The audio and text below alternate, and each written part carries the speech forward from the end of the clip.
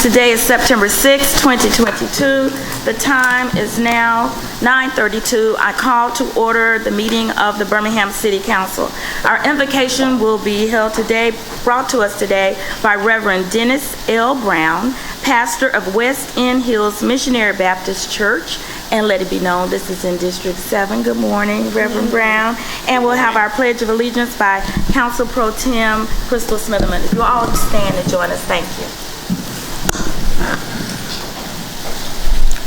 Let us pray. Eternal God, our Father, we come before your presence now this morning in this assembly. First of all, to say thank you for another day. Thank you for another opportunity to be able to stand and speak a word on your behalf. You told us, oh God, in your word that men ought to always pray. So teach us, Father, to be prayerful in all that we do. And we realize that we'll make the heavens connection and things will be made the better for it. Father, we come this morning praying for our city, beautiful city of Birmingham where I was born. I pray right now, God, that that things in our city would be done for the better. We pray, God, that gun violence and things of this nature, oh God, that plagues our city, the issues that plague us, oh God, will be addressed. And we pray for wisdom to be able to deal with all the situations and circumstances that are before us. We pray now, God, right now for our leadership in our city. Oh God, from the mayor all the way down through all of the other offices. We pray for heaven's wisdom in every circumstance and every situation. We realize, oh God, you told us to look to the hills from which cometh our help, for our help comes from the Lord. So God, we pray right now, God, that you would intervene with heaven's power in every circumstance and every situation. For we realize that when you get involved, God, is going to be different. It's going to be better. So we pray right now, God, that you would lead us and guide us only in the way that you can. And we'll be so careful to forever give you the glory, the honor, and the praise. For it is in the name of Jesus that we do pray. And all the people of God say it together. Amen. Amen. Amen. Salute the flag. I pledge allegiance to the flag of the United States of America and to the republic for which it stands, one nation, under God, indivisible, with liberty and justice for all. Thank you very much, Reverend Brown. We appreciate that very thoughtful prayer. At this time, good morning, Mr. Clerk. If we'll have the roll call. Councilmember Abbott. Present. Councilmember Clark. Present. Councilmember Moore. Good morning. Good morning. Councilmember O'Quinn. Good morning. Good morning. Councilmember Tate. Good morning. Councilmember Williams. Councilmember Woods.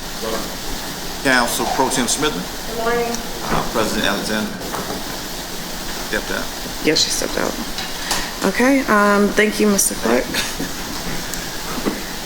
Thank you very much.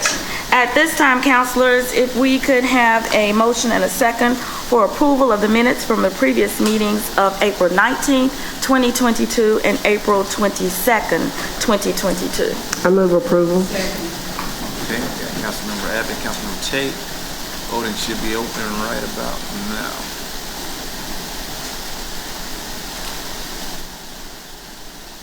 Councilmember Moore. Yes. Match that little circle if you're having problems. There's a circle in the right left one. That might help out. Okay. That vote should be open. Thank you very much. Those minutes are approved. The minutes are not ready from May 3rd, 2022 to August 30th, 2022. Good morning, Mr. Mayor.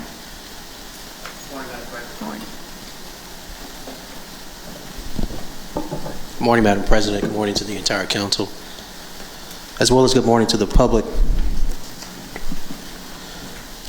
Madam President and Council, I think we all know what's happening in Jackson, Mississippi over the last few weeks.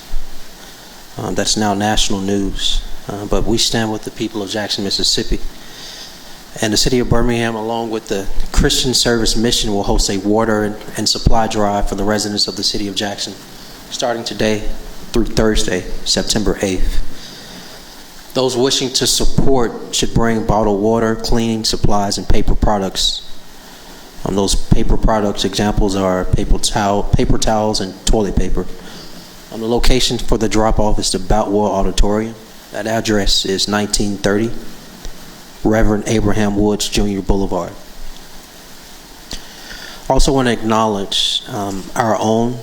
I got a chance actually to see them Thursday, Madam President. That's K&J Elegant Pastries.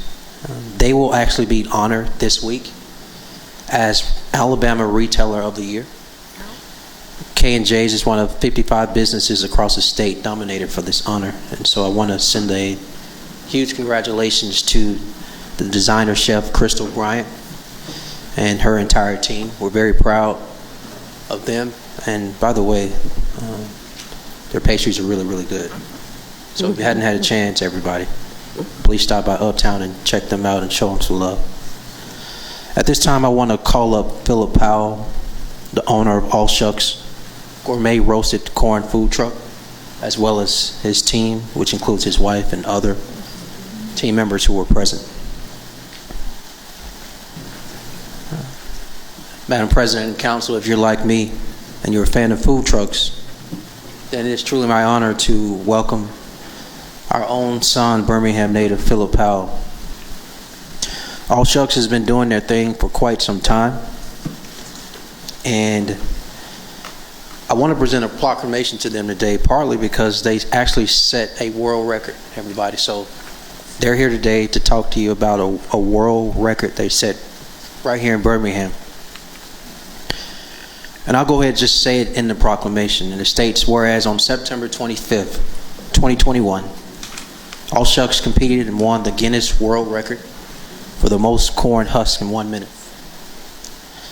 They husked 30 corns in a minute. This effort was led by a team of 4, including Mr. Powell. Sounds funny to say that because I actually know this brother for quite some time. And his wife Avery and their nephews Jairus Brooks and Brandell Oliver, who are all here today. The competition could have been held anywhere, but Mr. Powell wanted to put Birmingham on the map and decided to break the world record right here in the Magic City. As a child growing up in Collegeville, Mr. Powell always wanted to accomplish something as amazing as being in the Guinness World Record book, and he did it. And he did it right here in his hometown. This fall, he's going after another dream, and that's to open an all-shuck brick and mortar in North Avondale. And whereas to commemorate the company's world record 1-year anniversary, All Shucks will host a All Shucks Fall Festival on Saturday, September 24th from 12 p.m. to 5 p.m. at Cahapa Brewery. Now, therefore, I, Randall L. Woodfin, Mayor of the City of Birmingham, along with the Birmingham City Council, do hereby declare September 24th, 2022 as All Shucks Day in the Magic City, and encourage all residents to rise to the occasion and salute the impact of All Shucks is making on the community and beyond. And at this time, Madam President and Council, I wanted Mr. Powell to come up and introduce himself to you as well as his team and share a little bit more. Thank you so much. Thank you so much. Wow. Good morning. What an introduction that was. I wasn't expecting all of that, but my name is Philip. This is my wife, Avery. This is my nephews, Jay and Brendale. We are All Shucks. Whew. This is a lot. So when I started All Shucks, we wanted to do something different. Of course, we only had corn, so the Guinness World Records was the only way we could maximize our potential as a company. I chose Birmingham because it's only fitting. This is my city. We're changing the way that Guinness World Record currently has their model. We're taking the same model that Nathan Hot Dog has, and we're going to introduce corn as a corn eating contest and be listed in the Guinness World Record as All Shucks World Record holders for the most corn eating by people. So we're going to get that implemented inside the Guinness World Record. So in September 24th, we're going to actually hold a contest. This is the pre to the cursor of next year, 2023, where we're going to have our own category listed as All Shucks most corn eaten by person category, anybody else. We're going to have professional eaters come in from all over the country, and we're going to make this thing a big thing every single year. So just as Nathan Hot Dogs have hot dogs, Birmingham has corn. And we're going to name a corn, which is one of our most popular, the garlic herb parmesan. Mexican street corn is all over the world. Garlic herb parmesan is our #1 seller. So we're going to actually name that cob the Birmingham Street Cob here in Birmingham. We're going to take it all over the world. So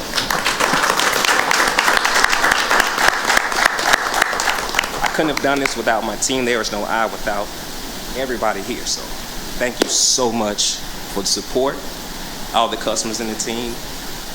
And the store is opening this fall. We're working on the store, a brick and mortar as well, coming up pretty soon. So you guys just continue to pray for us and keep us lifted. Thank you so much. Thank you.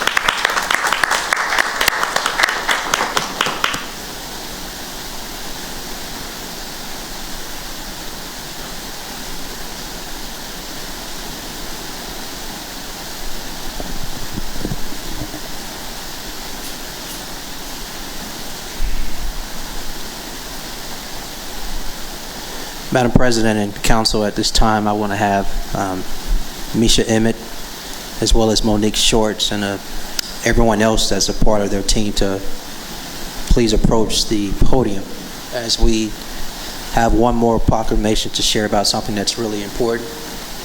And unfortunately, that's prevalent in our community and our nation, and that's around suicides. So if you did not know, September is Suicide Prevention Month. As I talk about this, I'm not going to do it justice, so I want Ms. Emmett, as well as many of her team members who are present with her, whatever they would like to share in the most candid, vulnerable way today. Please feel free to do that with you all, because I think whether it's personal narrative or folks who are in this world every day can speak to it. Their voice has such impact, probably way more than I do. So with Ms. Emmett and her team here, she's part of the American Foundation for Suicide Prevention in Alabama. And as a board of directors and others, and anyone else with her, they've declared this week as National Suicide Prevention Week. And what I want to do is just read a proclamation that's going to drop some numbers. But again, I want Ms. Emmett and her team to come up, because numbers does not do justice as it relates to the impact on life and family. And it states, whereas it is estimated that in 2020, there were 1.2 million suicide attempts. And whereas in 2020, suicide was the 13th leading cause of death in Alabama. And whereas over 90% of the people who die by suicide have a diagnosable and treatable mental health condition, and although often that condition was not recognized or treated. And whereas organizations such as the American Foundation for Suicide Prevention are dedicated to saving lives and bringing hope to those affected by suicide through research, education, advocacy, and resources for those who have lost someone to suicide. And I want to put emphasis on or who struggle.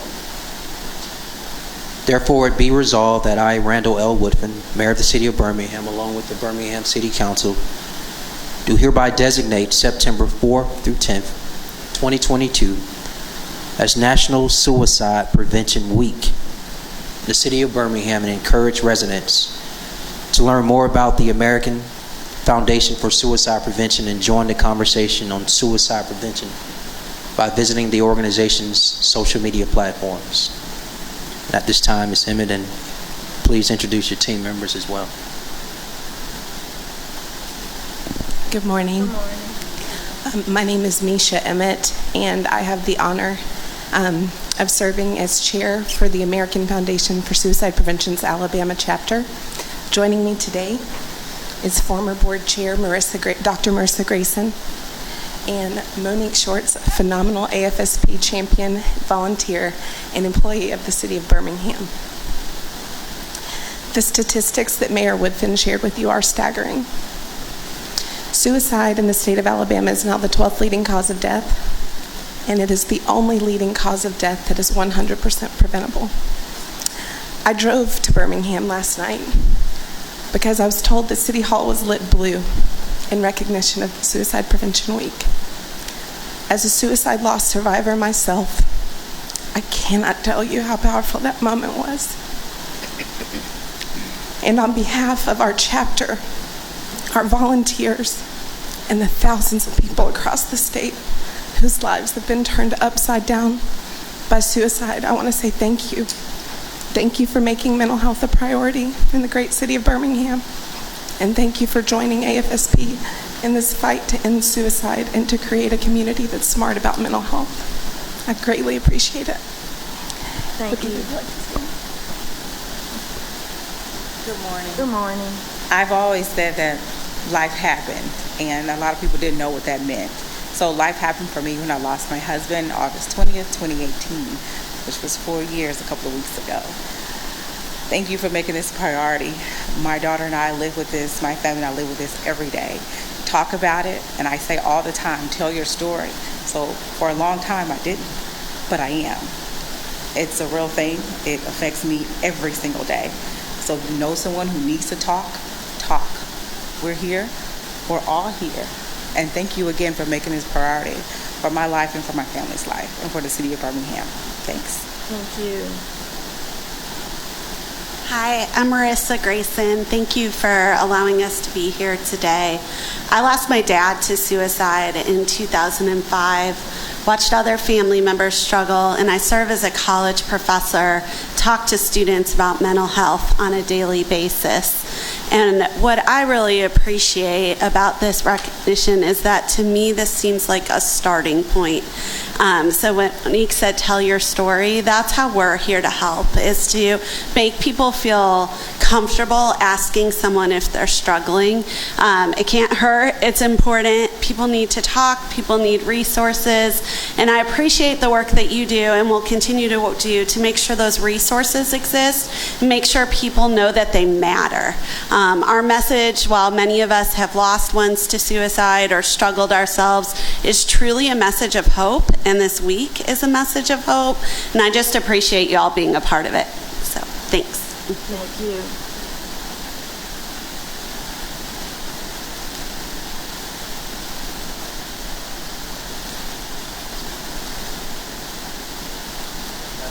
Madam President and Council, I have one last note. This actually was not a part of this. I was supposed to end there, but I think we all know the tough weekend we've had. For the 10 of us, by the way, does not compare to any grieving mother, father, family member who either rushed to a scene of a loved one or rushed to the hospital and got the worst news ever. And I imagine their emotions are still very raw. And this is not necessarily to speak directly to that. But I found in these moments that it's important for me as a leader to speak out, to not be silent because I don't have all the answers, and to actually be candid and vulnerable as well. So I think in this moment with you all this morning, what I want to share with you in the public is there's something that's ingrained in our culture that is taking place in at least one generation. I want to speak to the generation before then. And although Wardine and I how about this? You and I in school, elementary school, somebody hits us. If we hit them back, you and I got in trouble. And I'm not talking about at school. I'm talking about when we got home. Conversation went like, what were you supposed to do? You're supposed to tell the teacher or the principal, et cetera, et cetera. There are different forms and styles of parenting. And one style is not necessarily correct and the other is wrong. But I do want to speak to, there is a generation style that says, if someone hits you, hit them back. If someone hits you, hit them back. And that goes on in elementary school, it goes on in middle school, and it goes on in high school. And then when they become young teens, young adults, that hitting them back is not necessarily verbal anymore. It's not physical with your hands anymore. It's pick up a gun. That's too prevalent in our community right now, where retaliation, unfortunately, is at an extreme high, and it's so ingrained. How do you stop it? Again, we can use enforcement with our police, which we are. We can use our prevention measures, which we are. Reentry measures, which we are. And we can throw every tax dollar at the situation. But I believe there is probably nothing more powerful than families and friends telling our youngest generation this is a different way, a better way of how to solve your personal conflict with someone you personally know. Because we're losing too many of our sons and daughters. We are literally burying too many of our sons and daughters. The homicide that took place last night, and the female victim, her stepmother is a team employee. She's a member of a church where our team member is a church leader. This is literally ripping and tearing apart families across our community. And I have not seen where retaliation is actually working in our community, where when someone hits us, we should just hit them back. And it goes on and it goes on and it goes on. I would like to be able to tell you that we can police our way out of this. That would be a lie. I would like to tell you that I could put every police on a corner of every street, and that would change this, and that would be a lie.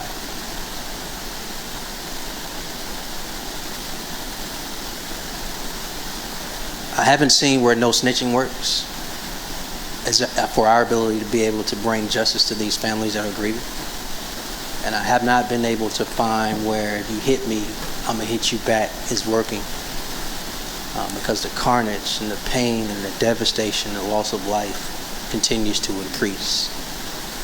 So publicly, I just would like to tell parents, I would like to tell family members, I would like to tell the community, you have a powerful role in shaping how your child, how your neighbor, how a young person responds to conflict.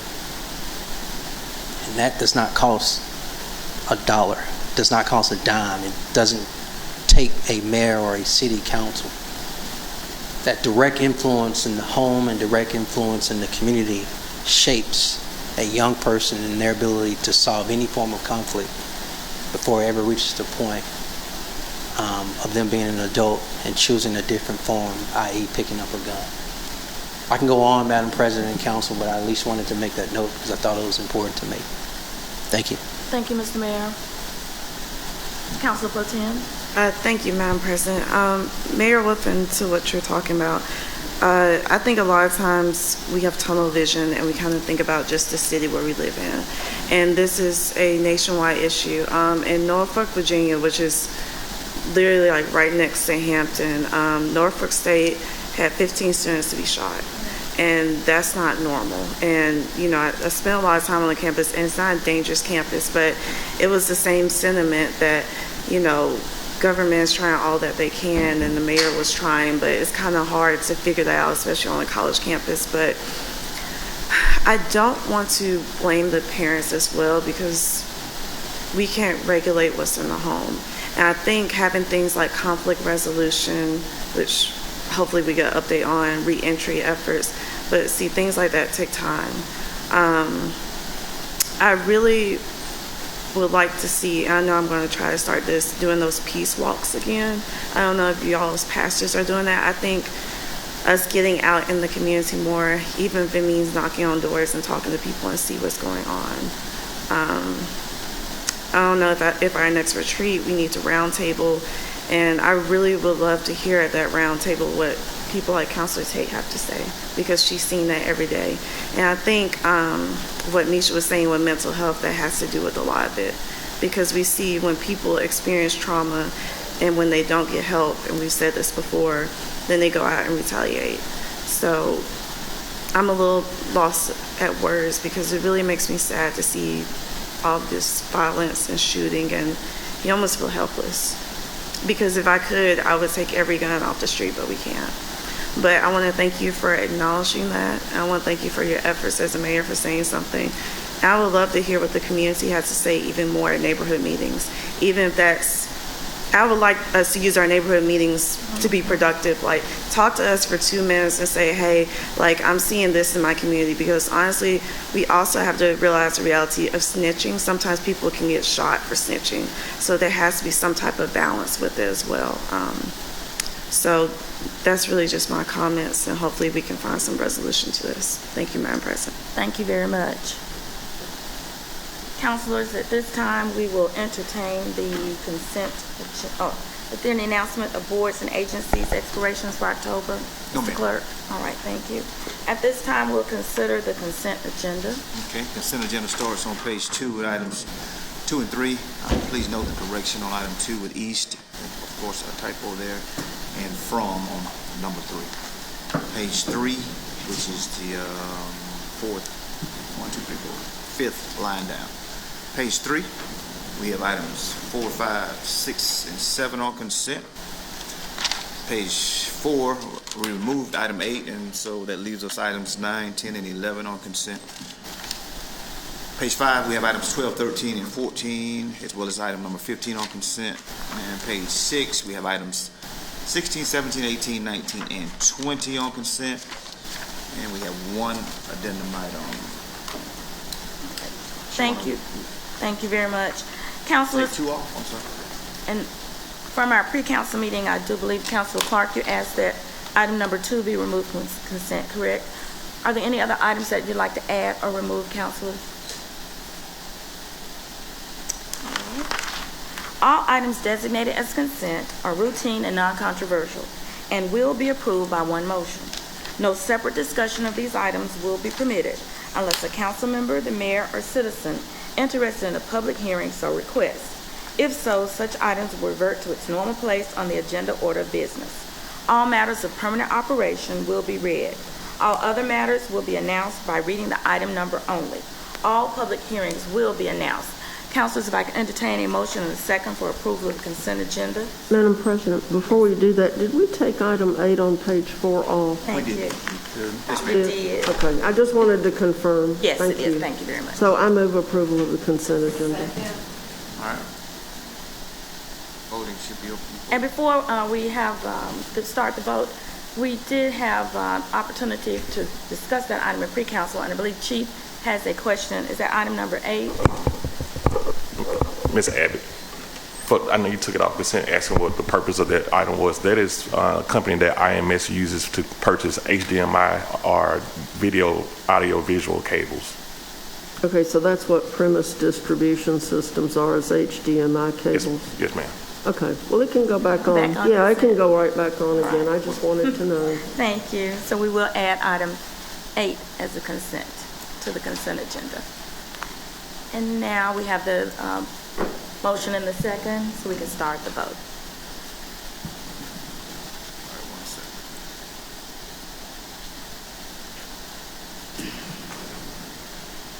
All right, voting should be open. Did you do your... Yes, I did.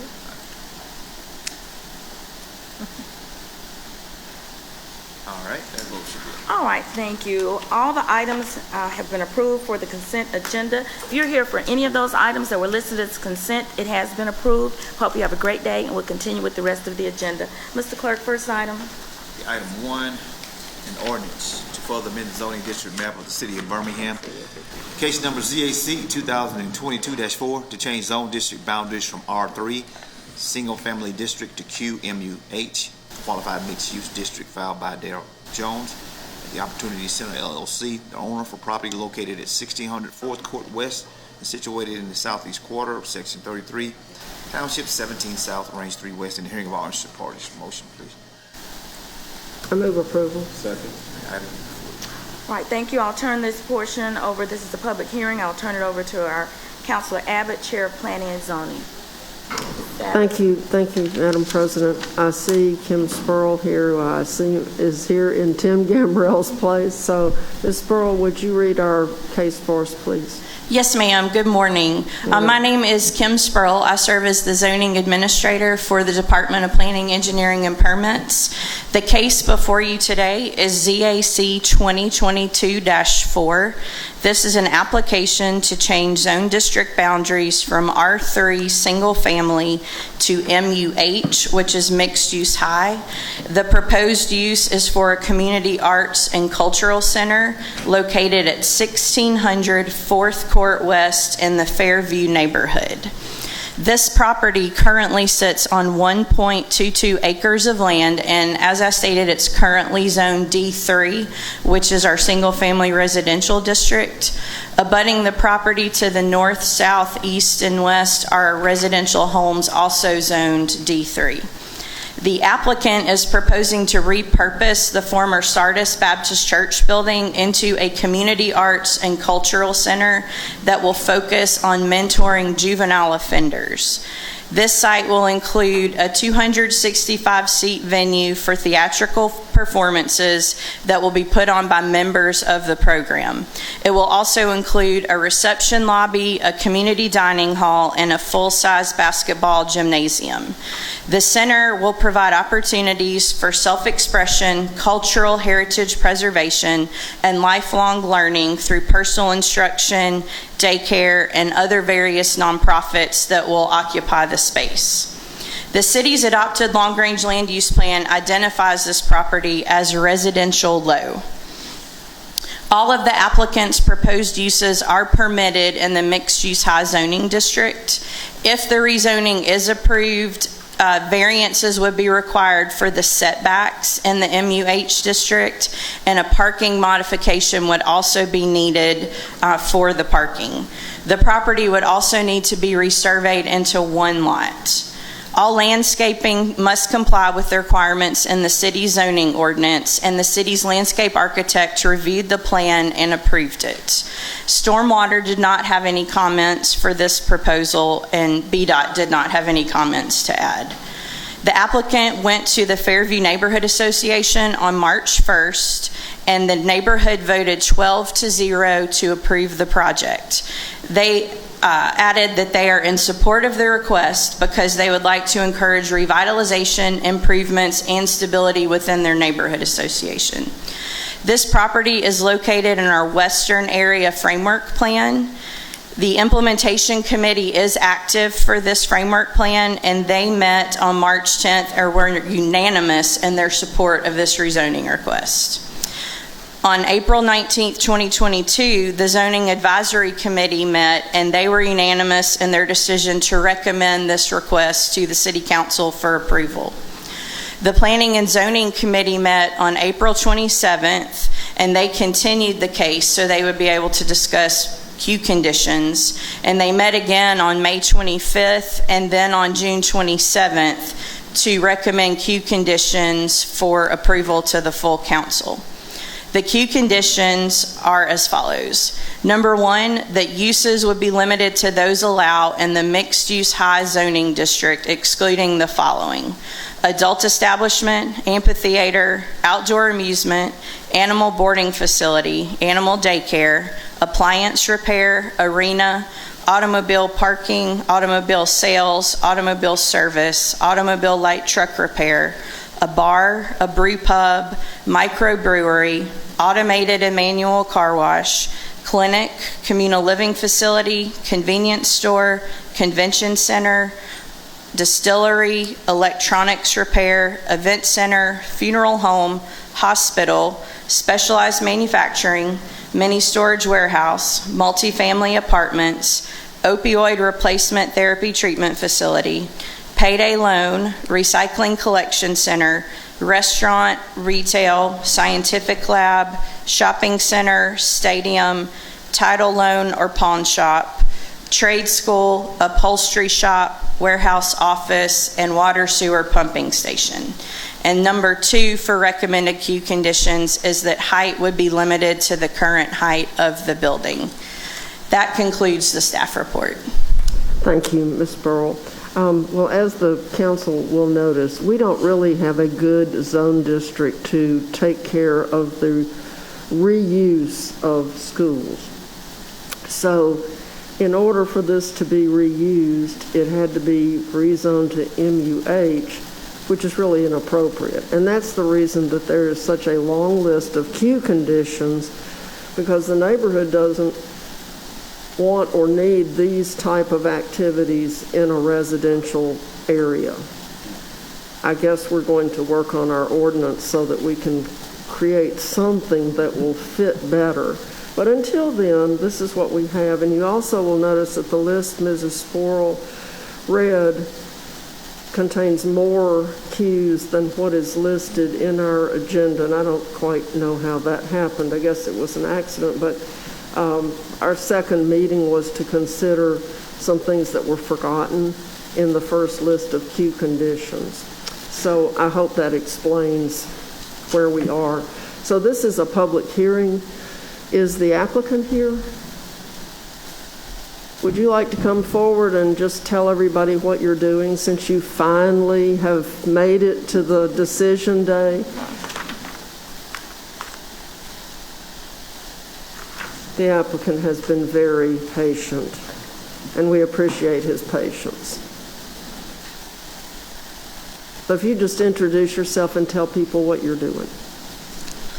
My name is Darrell Jones, and I'm presenting the Opportunity Center. And right now it's zoned at R3 residential, and we're trying to get mixed use high. And we're going to offer a lot of programs, starting from teaching kids the basics, how to read, take measures, and start their own businesses. This is a good friend of mine right here. She's going to teach them financial literacy. Y'all got to excuse me, I'm a little nervous. Don't be feel nervous. like I'm in court. Y'all got to excuse me 1 second, y'all. But basically, let me calm down. So basically, we're just trying to get the children that hadn't made bad decisions yet. If we can get the ones that hadn't made bad decisions to turn to the streets, give them something different, show them something, we can probably stop this violence, and then work our way on up to the ones that, already is in the streets. But we need to start with the ones that hadn't made the decision yet, and that's what we're trying to target. And we've been very, the community has been supporting us, and we appreciate that. And basically, I'm gonna let Bree talk right now. Yeah, I'm a little nervous. Good morning, everybody. Good morning. All right, so the Opportunity Center, y'all have seen us. Please so many introduce times. yourself and tell us who you are. Okay, so I'm Kaniqua Shelton.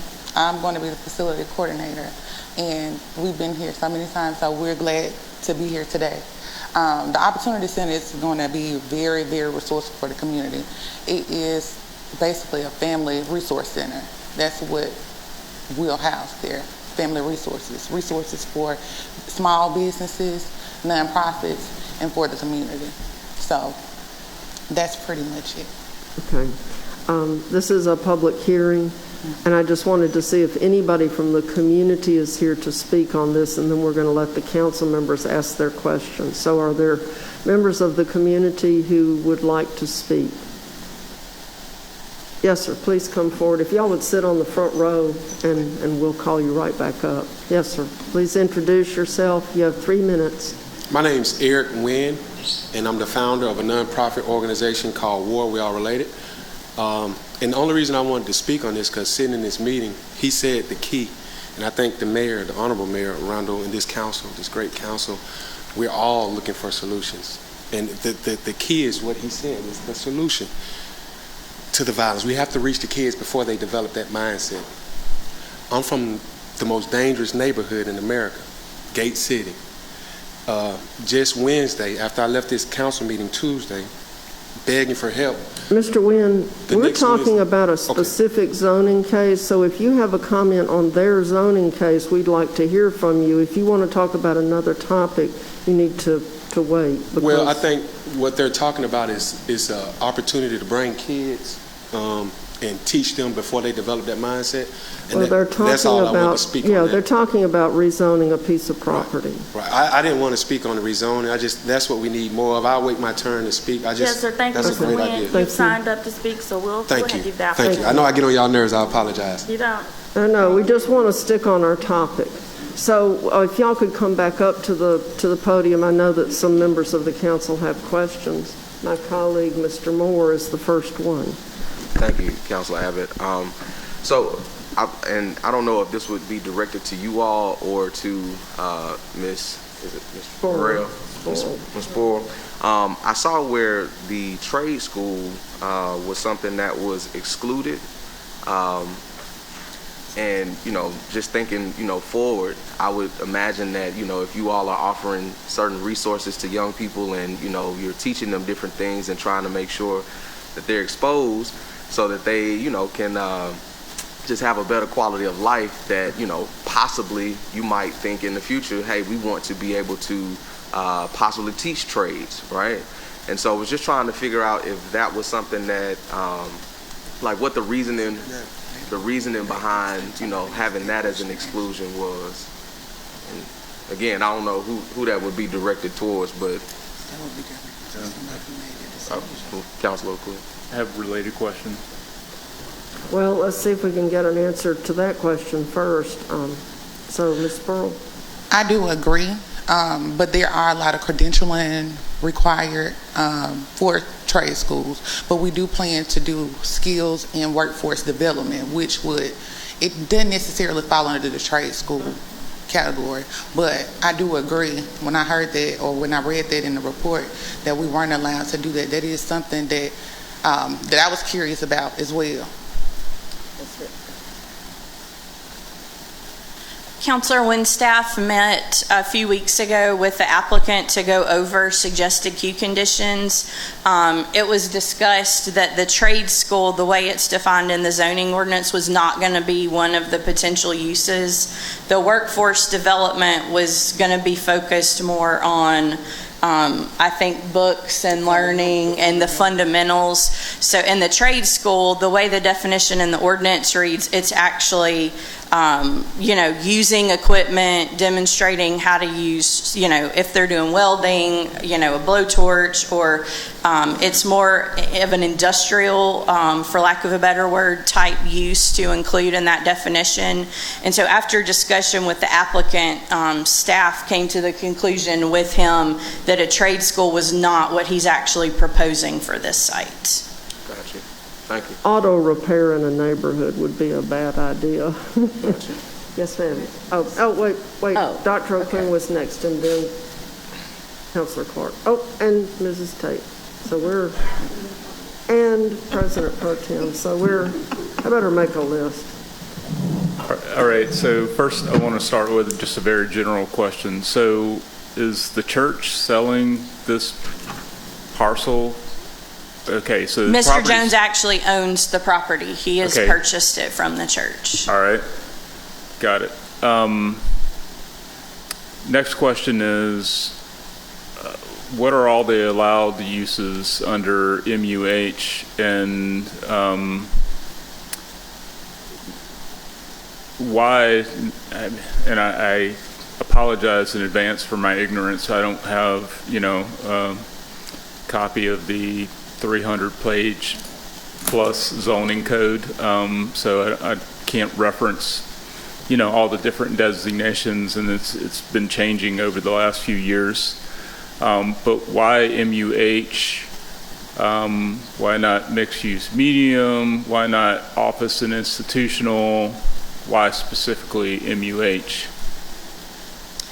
So, Counselor, the MUH, we went through all of Mr. Jones' proposed uses, and that was the only zoning category that allowed them all by right. So none of the other zoning classifications would get him to where he needs to be to open the facility. Office and institutional is one of the districts that is actually going away as we rezone all of the areas that have their framework plans completed. I have a list, if you'd like for me to read the uses that would be allowed. Yes. So the allowed uses that would not be queued out would include a townhouse, accessory structure, adult care center, child care center, college or university, institutional office, park or greenway, personal instruction, place of worship, private club, public building, a business school, elementary, middle, or high school, medical lab, veterinary clinic, bakery, bed and breakfast inn, business service, donation center, dressmaker or tailor, financial institution, ground and building mounted solar panels, fitness center, furniture store, home improvement center, hotel, farmer's market, public market, mobile grocery store, nursery, office, personal care services, printing and publishing, studio, urban farm indoor, community garden, bus station, amusement, indoor, and country club, golf or tennis. Okay, and apologies to Mr. Jones. So I just want to explain that it's very important for us to consider these zoning changes very carefully, because the zoning, when we change the zoning, that stays in perpetuity. Like long after you and I and all of us are gone, that zoning could stay in place. So, we have to think way beyond us. Like, after your, objective is, moved on to higher and better things, and, now you're, in multiple locations doing your program, what's left for the community. So that's my line of thinking, is just like, 50 years from now, what could potentially be there that would be allowed by right by the zoning. So thank you for reading those allowed uses. And you said the office and institutional is going away. So one of the things that I heard, well, there were a lot of things that I heard in there that might be reasons for concern for the surrounding neighborhood, but Mr. Jones, do you plan to have any residential component? Do the folks that you're planning to serve, are they going to live on the site at all, or? No, sir. And actually, we don't plan on ever leaving for real. Ainsley is my community. That's where I'm from. So our purpose is to service the community. So we don't plan on leaving, even if we do expand, which we plan on doing, putting one on the east side. But we don't plan on going nowhere. Right. I understand that. Things happen though, so. I understand. Yeah. And the private club is not the alcoholic kind of private club. So if anybody was concerned about that, we know this is a single-family neighborhood. Councilor Tate, then Councilor Clark, then Potemp. Thank you, Madam Chairwoman. Mr. Jones, I just want to commend you for the effort for what you're doing. We heard your story when we had the zoning committee, myself and Councilor Wood. So, hearing your story and the plan that you have for this opportunity center is just one by far. It's going to be a game changer in that western area. So I would definitely like to see other people, expand and put these different hubs up in these, different communities. As you said, this is a way to catch these young people that have gotten into trouble, that's looking for opportunity to change their lives. I do know that working with the whole family unit is so important, because most of the issues that one is facing, it is generational issues that people are cycling and continuing to do. So when we can get to the root cause, to kind of like hit these problems at the root. And I do think what you're doing is going to be, game changing. Knowing your story, knowing, what you've been through, and to want to bring something like this to the community is great. It is going to be a great game changer. I cannot stress enough. I would definitely hope, as we stated over the weekend, and the mayor stated it clear here today, I was taken aback by the violence that erupted in this city this weekend. It's not a day that I do not go to bed and figure out what we need to do to make some things happen here. And I do know, as I stated in my press release and my interview with Fox 6, this is going to take everybody, the churches, the community, the government, the OGs, the people that are incarcerated that has reach, that are calling shots inside these institutions to get these people to call a truce. And so we just gonna have to, keep working and keep doing, what we're doing. I know myself and Council Smith and Council Woods is traveling this week to the Aspen Institute. So we're hoping to gain some great knowledge to bring some things back to the city. And also, I'm still working very closely to bring Credible Messenger to Alabama, to Birmingham, to kick off a violence interruption program. So I'm gonna definitely be reaching out to you and some other people to, be a part of this. But thank you for your, what you're doing over in that western area. I know Councilor Clark really appreciates that. So I'm gonna own and take ownership with Councilor Clark, because it does bag up to District 9. I just see some beautiful things happening there. So you got my full support on that. Appreciate that. And we starting from that neighborhood, but this is going to help all 99 communities in Birmingham, and we're going to hopefully go global. And we need like a lot of people to come in and just support. So any ideas you have, I'm definitely supporting you too, Ms. Tate, and I thank you. Thank you, Councilor Clark. Thank you, Councilor Abbott. I do have some questions, mainly about the queue conditions, but I just want to clarify to Councilor O'Quinn that they didn't buy the entire church campus, just part of it. So the main sanctuary of the church and that building and parking is still, Sardis is still intact. This is the old school across the street, the Family Life Center across the street. So there is the opportunity for them to work collaboratively, which the church seems really interested in doing. And to Councilor Abbott, I just want to note that the first time he came, there were a lot of people from Fairview in the audience, but I guess they couldn't make it back today. But he did have, he was flanked by a lot of community folks the first time. So we wore them out. Yeah. So this has been a long time coming, and I don't want to do anything to prolong it, but I do have some questions about some of the queue conditions. Having toured the facility and just looking at some of the elements of what he has purchased, like a gymnasium, and also there's a theater that's a pretty, full theater that can do performances. And then so it says arena, like I guess he can do fitness per the list, but if he wanted to have a tournament or something, that would not be permitted under the fitness?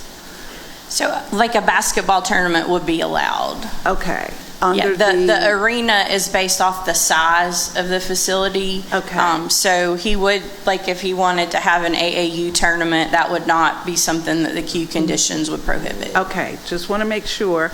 And then it says convention center is restricted, but conferences and meetings, could those occur in the, okay. Yes, ma'am. We would consider those to be accessory to the business use. So okay. Conferences would be allowed. And okay. And then event center is restricted, but private club is allowed. I don't know what either one is, but it strikes me that as a center that is going to have nonprofits co-located there, and it's going to be a nonprofit, it's itself the Opportunity Center, they may need to have events or fundraisers. Would those be prohibited or events like a performance that's a ticketed event in the theater, would that be prohibited under the event center? So the event center is when a facility, the owner actually rents out space to a private party for an event. And so if there was something affiliated with the uses that are within the center, then that would not prohibit them from having a fundraiser. Okay, so if I rented the center because my people want to a lecture on, they want a workshop on, because we actually talked to you about it, on financial planning or wealth, estate planning. So is that prohibited? Because he would not be able to rent it out to outside groups to come in. Now, they could, if were just as a public building, if they were just utilizing the space for a free event and he did not charge them, that would not be a true event center. So I have a concern about that because I do feel like, he's going to need revenue generating opportunities to run this place. It's pretty big. And I think that's going to be a disservice. There are theater groups that could use the theater and the stage, and there's dance companies that could use there are tenants who could. So if they rented it, so if a theater group rented the theater and says, hey, we're going to pay rent here to use this theater 100 days a year, that would be allowable? That would be more of renting event space again. So I guess my next question is, if we were to amend something out of the queue conditions, would it require that, could we do that as a council and not have to go back? It would have to be re-advertised, the queue conditions. Yeah, it would have to be re-advertised, and not only that, you have to remember the parking issues. This is a residential neighborhood, and when people are parked in front of other folks' houses and they can't come home at night, you're getting the calls. Yeah. Okay. So, you have to remember where this is in a R3 single-family neighborhood with insufficient parking. Okay. Can I say something? So I don't know if you have a parking arrangement with the church, because there's a lot of unused parking across the street. And if you're good with this, I'm good with it. But well, actually, you're making a good point, and I appreciate that. We know that it's in the middle of the community. We wouldn't dare be doing events at nighttime. Even some days, like when the church has something, we ain't gonna. We're playing around them, so we're not going to inconvenience the community at all. And I don't even want to do anything at night with everything that's going on right now. So I did talk at the meeting when I talked to Mr. Grimwell, I think that's his name. He was telling us that if someone wanted to use this event for like what Ms. Clark's talking about, she can make a donation, because everything we're doing, we're putting it back into the community. These proceeds that we get, we're not doing this to generate money. We're doing this to help the community. And we're going to need to raise funds, so people won't have to keep asking the city for funds, waiting on something. You know what I'm saying? So, like, right now I'm almost at $2 million in this investment. I could have did a whole bunch of other things. I just want to let everybody know it's not about money. And we really do need to be able to take donations for people can generate. We're trying to teach kids how to generate funds and to make money legal in another way besides selling heroin and fentanyl. How can we do that with these kind of stipulations on those? That's all I'm saying. Okay. I mean, we're trying to start somewhere to start something new. I think, if we have to prolong it, we will, if we have to, because we're trying to get the best that we can out of this place, for our children. Well, I think we don't want to delay you, right? And I think being able to take donations as a nonprofit gives you a way to receive, a gratuity in exchange for, if that's not, working around the uses. If Mr. Gambrell advised him he could do it, I'm not going to question. Okay. But and you're going to have the Opportunity Center will be a 501c3 if it's not already, right? Yes, ma'am. It's an LLC, but we got a nonprofit up under the same umbrella. Okay. Well, that concludes my questions, I think. But I do want to just note that I have high confidence in this young man and appreciate him, venturing into this. And, his sincerity is not, I think everybody it's just infectious. And so we're really behind you 100%. And he is a credible messenger intentionally. And I wish you much success. And it's just a pleasure having you come here after the weekend we've had, too. So, there's hope. So we got to believe. Yeah. I think that's all I had. Wait a minute. On the trade school, I did have a question because I know that you house veterans and you wanted to provide some construction training. And I know you mentioned welding and more industrial type, but on, construction trades like carpentry or plumbing or brick masonry, are those allowed or prohibited? Because that's a core thing that you want to do. So, Counselor, they would not be allowed with the current queue conditions. So basically, what's his name, Mr. Grimble? Yeah, Gambriel. I was telling him that at the building, I guess they concerned about saws running all night, tools, loud noises. At the building, we'll be just enrolling kids and teaching them the fundamentals on how to read tape measures and all trades, because we build too. So let's say if we get some children that got good energy, that want to learn, that we'll hire them on, and they'll be off site working, because as far as the veterans, that's another business that we have. We'll be teaching them trades as well. But in the building itself, we'll be just doing a lot of more classroom type work. Yeah, the books with measurements and the research, and then we'll take them off site. Okay. As we revitalize them, we'll be teaching them trades, and we'll be teaching them all trades, anything pertaining to building. Okay. Because we build too. Okay, so you're fine with that limitation, and can hours of operation that would be business license though, right? That wouldn't come under zoning. Hours of operation. It does when we have liquor licenses, but it doesn't. I don't recall it ever having come with a business. Yeah, the zoning ordinance does have hours of operation for certain uses, like an event center or car wash adjacent to residential, but there are no restrictions on hours of operation for his proposed uses. Okay. Thank you. That's it. Thank you. President Pro Tem Smitherman. Councilor Woods want to speak before I did with us. Okay. Councilor Woods, I didn't know you wanted to speak, but I'm glad. I was passing the word. Thank you. Number one, Mr. Jones, just wanted to thank you for your patience. As I know you came to committee 2, maybe 3 times, and then council, so I appreciate your patience seeing it through. But more than that, just appreciate you taking some personal ownership in your community. I think a lot of what we talk about and the work we do is trying to get people to engage. Like, don't just look at what can your counselor do or what can your pastor do. How can we work collectively and just getting into a position, building something where people can support you and encourage you. So I just want to encourage you and appreciate you for taking on that personal ownership, and encourage anybody else who's thinking about these type of visions. And so go ahead and get it off the ground. Give people something they can help you with. But wanted to appreciate you for those 2 things. So thank you, sir.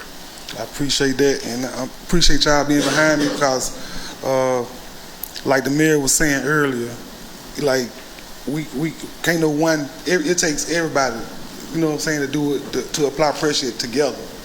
So I definitely need y'all. It's only so much that I can do.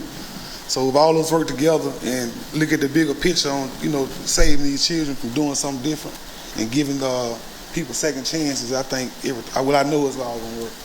And I appreciate y'all. Thank you. President Pro Tem Smitherman. Thank you, Madam Chairman. First of all, I want to say thank you for giving back to your community, because a lot of times what happens is that people will leave their neighborhood saying, oh, it's too broken, oh, it's too much work, I don't want to deal with it, and move to the suburbs. Or a lot of times they just move away and say, I'm just going to go to a bigger city. And I think you're the prime example of a model citizen, honestly, because they see your story and they see how you improved your life, and they say, I can do the same thing. And a lot of times if you ask people who may have been on the wrong path to life as a child, who changed your life, and it's people like you, a mentor, it's a coach, it's a teacher. And I think, thank you for having the arts, because when we all were going, we had art classes and art clubs, and there aren't as many art programs anymore. So I think this would give those kids an outlet as well, because if you see a lot of times, if you get a kid a pen and paper, they'll start drawing, and then that helps them to release those emotions. So I want to thank you for that. I really want to see within our capacity, how we can help you get more people, maybe from Inslee, who have been successful business owners, see if they can help give you donations as well. People from Birmingham to give back to your community, because I think a lot of organizations like that are looking for that, and sometimes they can't make that connection. So hopefully we can help you with that. I do have questions about when will your sessions be conducted, and what kind of outreach plan do you have? Well, on nonprofit, which we have multiple things going on at once. So Okay. I'm trying to see like which specific.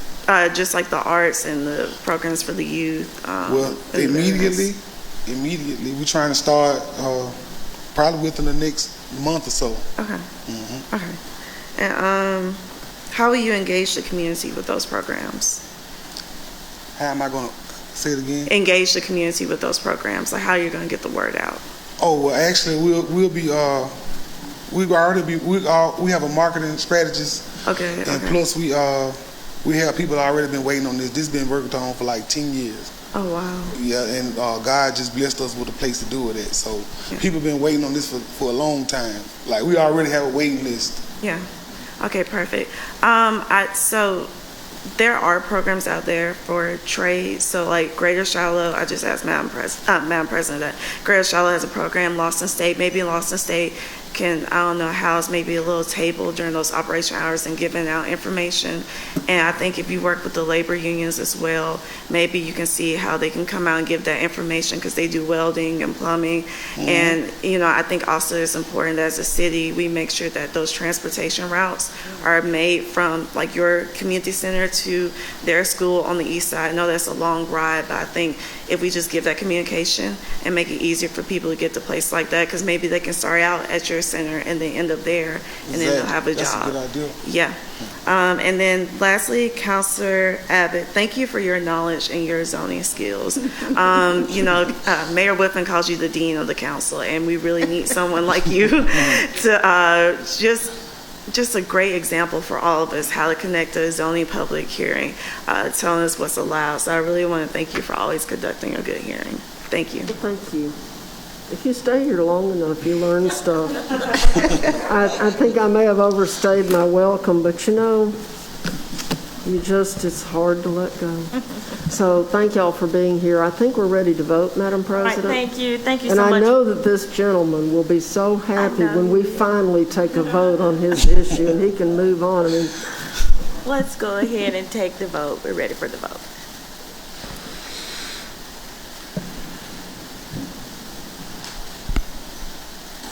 You still down? Okay.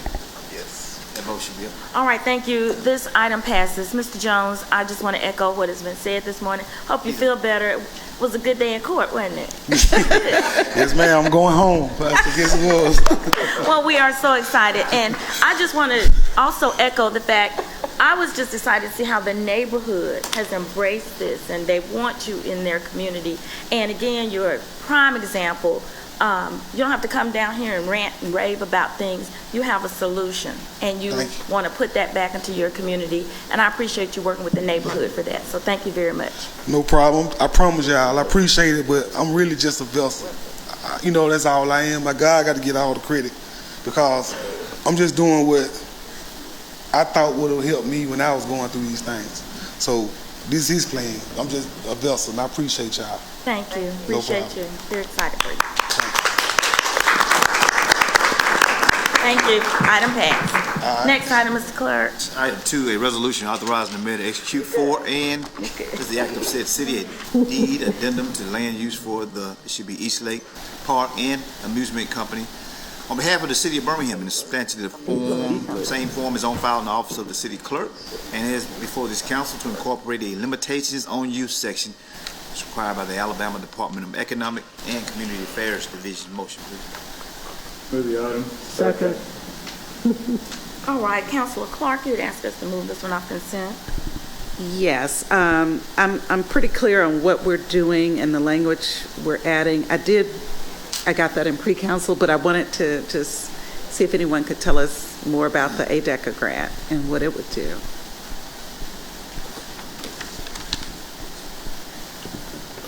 Yes, ma'am. Madam President, to Councilor Clark's question, we have two team members that will approach and share with you an update.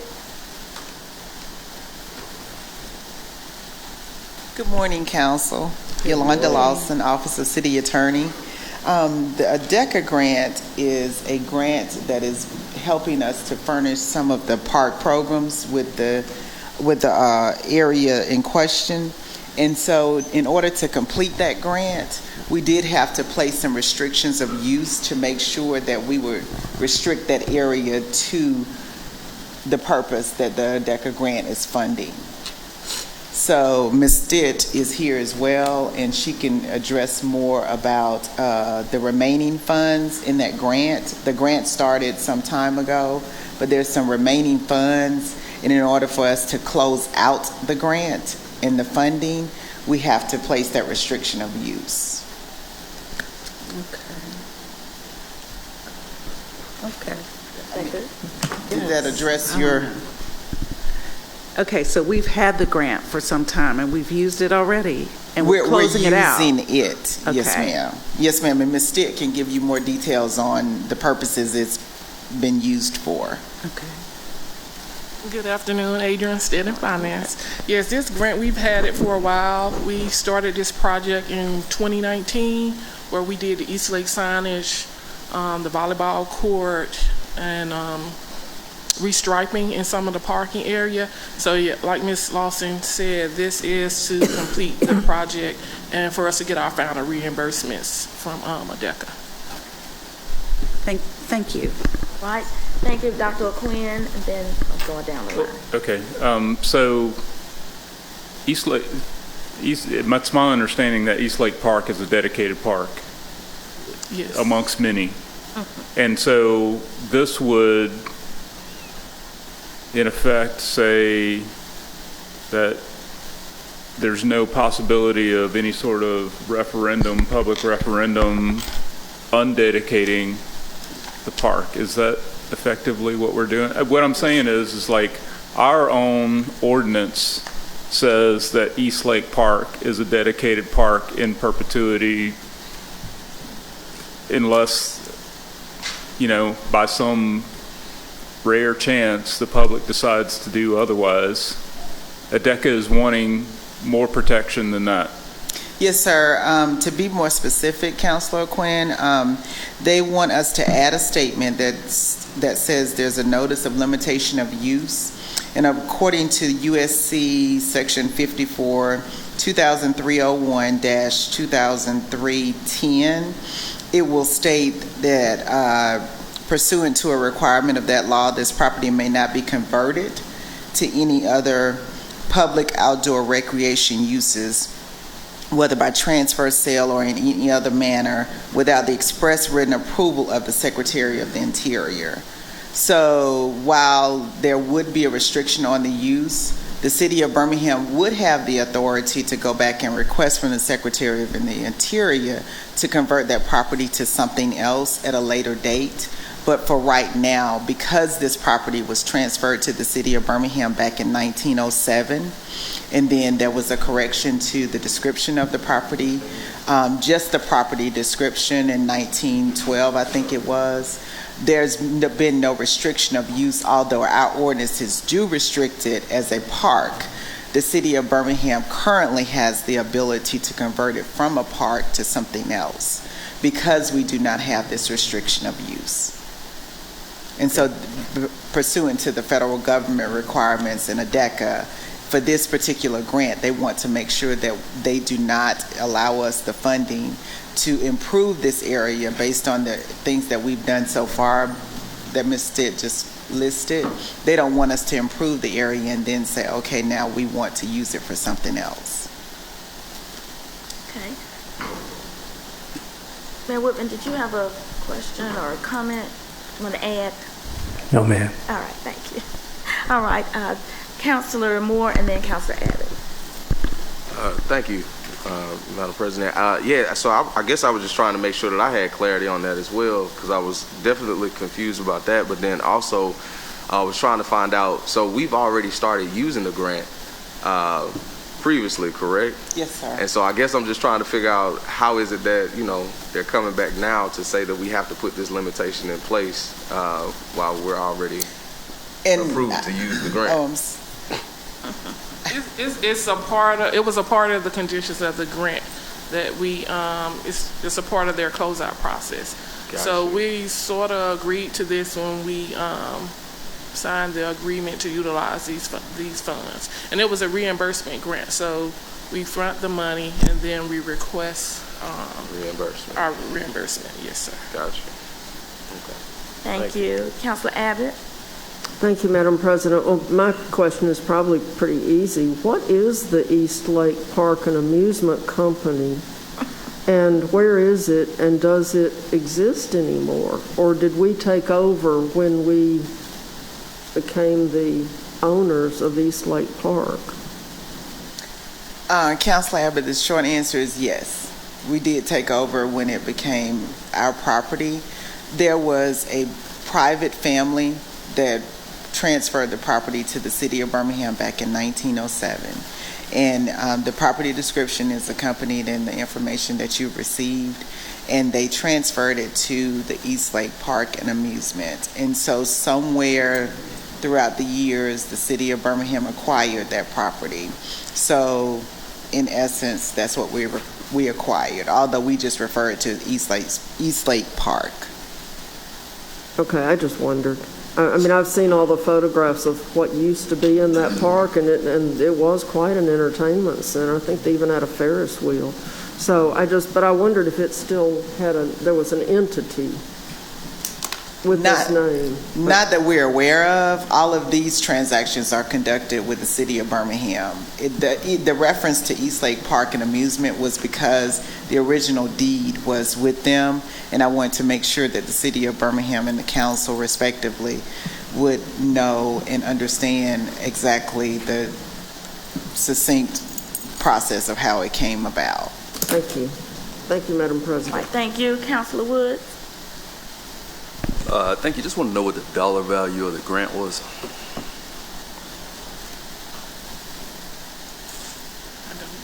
I'm sorry, I don't know the total value of the grant. I don't have that information. I know we're currently waiting on about $5,000 in reimbursement.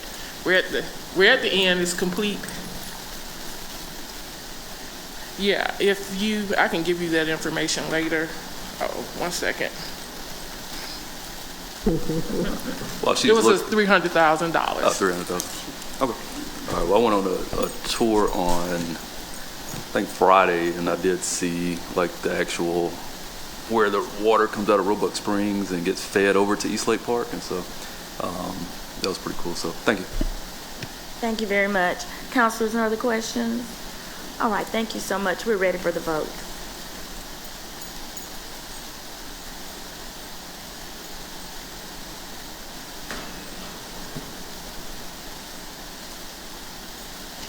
All right. Did I miss? That's it. She's gone. Thank you very much. That item passes. Next item. All right, looks like we're jumping into communications from the clerk. Receiving the emergency purchase notice from the purchasing agent relative to the repair to the storm sewer failure. And then we have the addendum item next, which is passed out earlier. Item 22, a resolution authorizing the mayor to execute a First Amendment to the tax revenue agreement, revenue administration with Avenue Insights and Analytics, LLC, under which the existing agreement between the City of Birmingham and Avenue Insights and Analytics, LLC, pursuant to which Avenue Insights and Analytics, LLC provides certain tax and revenue administration and auditing services to the city, will be amended to extend the term of the agreement for 2 years for a contract amount not to exceed $1,450,000 per year. Move the item. Second. This is submitted and recommended by the mayor. So could we just find out what's going on, Mr. Mayor? Yes, ma'am. Good morning, council. First, thank you all for allowing this to be an addendum. I know that this council is very process-driven, and we usually like to get things before a committee, so I want to acknowledge appreciate the opportunity for allowing us to get this on the addendum. The reason is, which we will go into detail, is because the current contract expires September 11th. So I want to back out. Years ago, I know back in 2017, we started having a conversation around a more efficient process for our business owners to have the opportunity to renew their business license online or just start the process online. If I'm a one-person shop, I shouldn't have to shut down my business and risk losing the ability to generate revenue in order to go down to City Hall where I could be there forever. So the whole idea was rooted in efficiency. I think what's happened over the last 3 years has been shared with us. I know it's been shared with some of you all individually, is that that other core value, in addition to efficiency, is customer service. That it has not always been the smoothest related to Avenue. I know you all probably got some own personal stories you may share publicly today. So the team started having conversations with Avenue around and about quality control. Those talks, they weren't necessarily the smoothest, to be honest with you all. And so finance felt one way, their team felt a different way. They kept going back and forth. Legal brought it to all of our attention. Hey, if something is not worked out by the 11th, there is no contingency within your current contract over 3 years that expires on September 11th that you can do month-to-month service. So negotiations at this point is stalled. By last Wednesday, I interceded and talked to the president myself, one-on-one, and I expressed on behalf of our team, in current style form, your product service doesn't meet our core values. It's not working for the small business owner. And the team in the finance department is not pleased, and there's some trust issues, et cetera, back and forth, back and forth, back and forth. But the team also acknowledged there's no contingency that existed post September 11th, that in the short term we needed to shore up this contract, in the immediate provide some quality controls where Kevin Moore can share with you in detail if this is passed. That there will be some meetings on a repeat, on a cadence, more so than a repeat, around quality control, around customer service, around being more efficient. I know Councilor Wood shared that at a minimum, a business no different than when you go to take your driver's license test, you're giving a printout version before you get your hard copy. I think that's an example of a fair request. I know Ms. Abbott has personally shared some issues she had on the customer service front, and I know Dr. O'Quinn went into detail about some of his concerns with Ms. Smiley, who has been a part of us reaching this point. You know what's before you in this contract. There are not a lot of changes. If anything, it's a decrease in the actual funding related to giving to this third-party organization. But we have high expectations. If those expectations are not met, then we will come back before this council. And that's a short synopsis. Thank you, Mr. Mayor. Questions, councilors? Councilor Abbott. Yeah, and my question is, and I appreciate our earlier conversation. I think I texted you at 2:20. I knew you were going to answer me right away, but you didn't. But my question is, who is our point person here inside City Hall to work with Avenue and know what they're up to? Because there seems to be, like we seem to have a gap. Chief. Morning, Council. We are working with Avenue. One of the components of the contract is that they have a project manager, and we are syncing one of our staff people up with Avenue. Previously, it was the finance director, and that's just pulling too far. So we're going to have someone in our tax and license office that will work directly with Avenue. So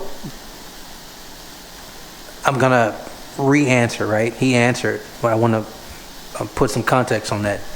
It was the finance director. I think we all know in the scheme and scope of things, that's the head person who's over running staff is also responsible for engaging a third-party vendor when there are gaps in services related to efficiencies or customer service, there's a breakdown or lack in communication.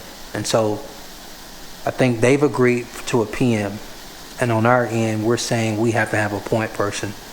And so any immediate gaps, concerns, issues, or questions, it's immediately solved.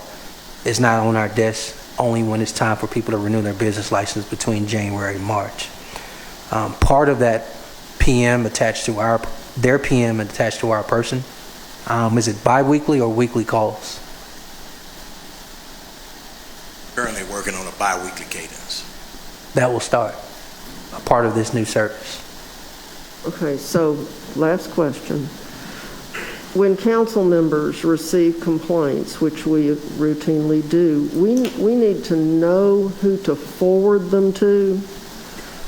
You know, because Forward them to me. It's not. Yes, it would not be for us to try to fix their problem. It would be for us to say, I can forward you to the person who can help you in the administration. And I don't think Camila wants to receive all these things. Do me a favor, Ms. Abbott and Madam President, to you and all of your colleagues.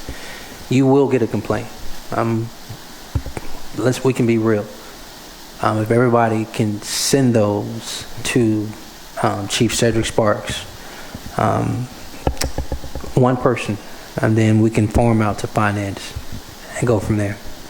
But Chief Sparks guarantees accountability that the complaint you receive will be addressed. Yeah, we just want to know where to send them. Thank you. Good question. I appreciate asking for that clarification, because we do get those, and we'd like to be sure we get them direct to the right individual that's going to want to monitor that. Any other questions, Dr. O'Quinn? Yes, so I want to start out by thanking you once again for moving the city of Birmingham and its operations into the 21st century and making online business licensing and all of that, related activities available and more accessible. And, it wasn't that long ago that, the early months of the year, we would have a line going out the door, down the sidewalk, and around the building of business owners trying to renew their licenses. And, moving to this type of platform has made that thing of a past, and that's a very good thing. And I think a lot of business owners very much appreciate that. At the same time, the relationship, it hasn't been perfect. It hasn't been a perfect execution of service, and I've been one of those people that has received complaints, whether it's vendors that we're trying to contract through our office, or, I'm just happen to be patronizing a business and, they recognize me and start telling me about, the struggles that they've had with utilizing Avenue as a vendor. So I just want to state it plainly. Avenue should understand that we're putting them on notice. That's the way I view this.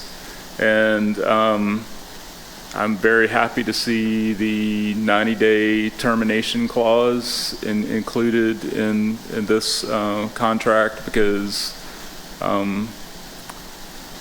I think the business community, although again, they appreciate the ability to take care of their business online, they definitely want to see some improvements. So look forward to hearing some good reports from the end-use consumers. Yes, sir. There's only one way to respond to that. Yes, sir. Thank you, Dr. O'Quinn. I don't have any other requests to speak, so we're ready for the vote.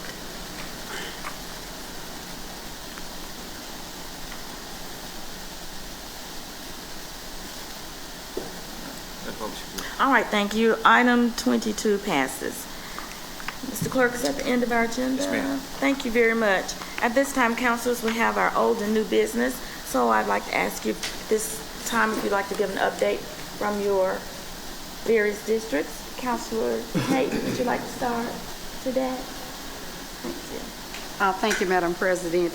We have several neighborhood meetings this week. We start with the Wylam neighborhood. We'll be meeting this evening at 6 p.m. in person at the Wylam Library, and that's at 4300 7th Avenue, Wylam. You can join the meeting. Conference call by dialing 720-740-9863. The access code is 6589380.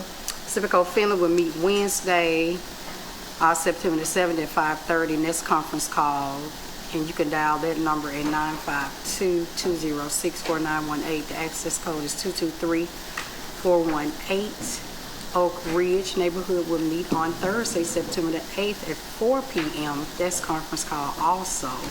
You can dial in at 952-206-4918. The access code is 223418. Hooper City will meet on Thursday as well, September the 8th at 6 p.m. in person at the Hooper City Recreational Center located at 3901 4th Street West. You can join their meeting. Conference call by dialing 978-990-5000. The access code is 199737. While Central Pratt will meet Monday, September the 12th at 6 p.m. That conference number to call is 720-740-9732, and the code to dial in is 348808. North Birmingham will meet Monday, September the 12th, 6:30. That's conference call as well, 720-740-9742, and their access code is 1023266. The next public safety meeting will be September the 27th. You can submit your agenda items to Brandon McCray no later than September the 22nd at 1 p.m. We also have a cleanup in District 9, September the 7th. That's the Evergreen community will be doing their cleanup. So the meetup space place would be Evergreen Community Center located at 1867 16th Street North, Birmingham, Alabama. You can contact Barbara Jackson at 205-478-4120 for more information. So volunteers, please come out and help us clean up Evergreen Community. Thank you, Madam President. Thank you, Ms. Tate. Councilor Woods. Thank you, Madam President. First, I want to shout out everybody in the Killer Springs neighborhood that came out for the Killer Springs Fun Day. They do a good job of putting that on and just had a ton of great stuff going on. So appreciate President McNeil and her team and everybody that kind of went into putting that on. The Spring Lake Neighborhood Association will be meeting this Thursday, September 8th at 6:30 p.m. at Huffman High School. This is the meeting that was rescheduled for last week, so it's typically the first Thursday, but will be this Thursday at 6:30. And also, Be Litter Free continues this weekend. We're partnering with District 4, and we're going to walk across the line that is Roebuck Drive and come together and pick up the trash on the District 1 side of the street. So I appreciate you coming over to the district. But we'll be partnering, meeting at Integrity Bible Church this Saturday at 8 a.m. Thank you, Councilor Woods. Councilor O'Quinn. Sure. Okay, so East Lake Neighborhood Association will meet tonight at 6 p.m. at Household of Faith Church. It's 7501 Division Avenue. Forest Park South Avondale also meets tonight at 6:30 p.m. at the Avondale Library. Transportation Committee will meet on Monday, September 12th at 2 p.m. in the council chambers. Items can be submitted to the agenda by contacting Kimberly Phillips at kimberly.phillips@birminghamal.gov.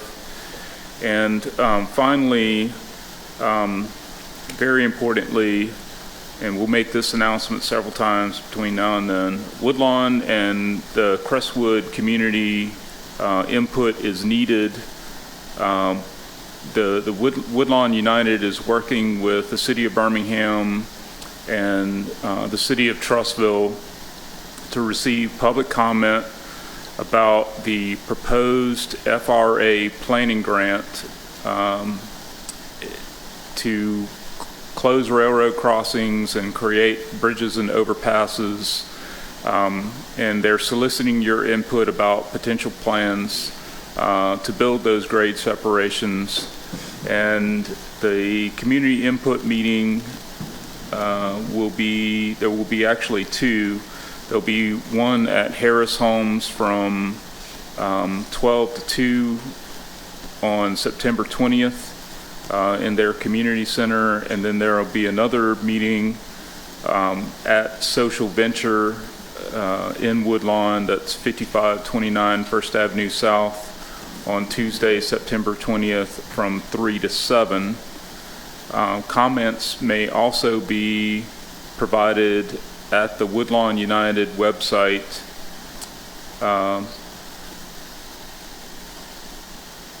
Okay, and for any questions or additional information, you can contact the consultant directly.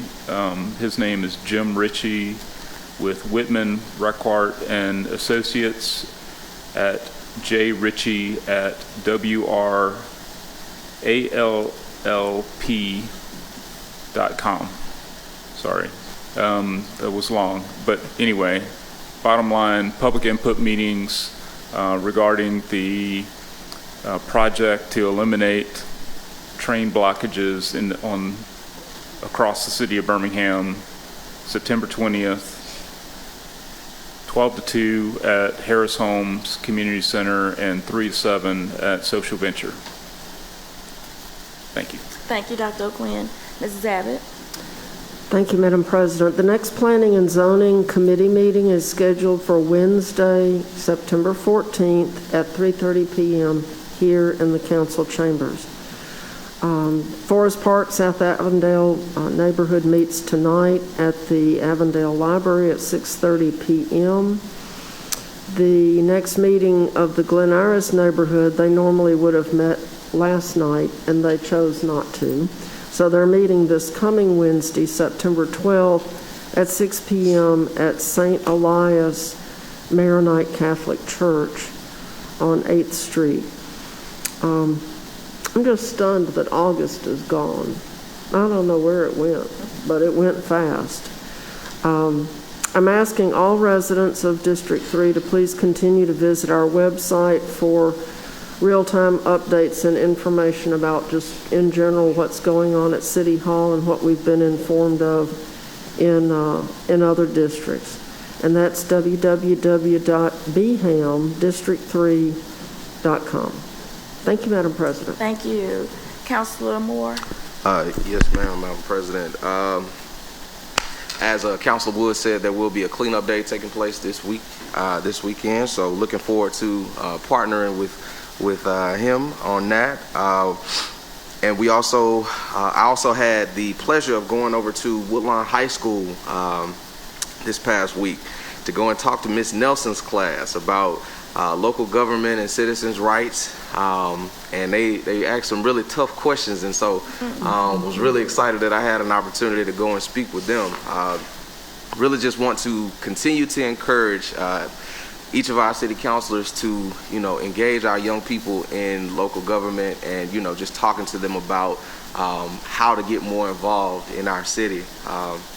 I think I've said this, several times, we expect for our young people to, turn 18 and automatically know who and what they need to vote for without engaging them and giving them any type of context or any type of, information about what they need to be looking at or how they need to get involved. And so I think it's very important that we engage them earlier before it's time for them to vote so that they know what they're doing. So this Friday, the Woodlawn Colonels will be taking on Mountain Brook at Mountain Brook, and so looking forward to that team victory that we're going to bring home. So yeah, looking forward to that. So this Monday, we have a lot of neighborhood association meetings taking place.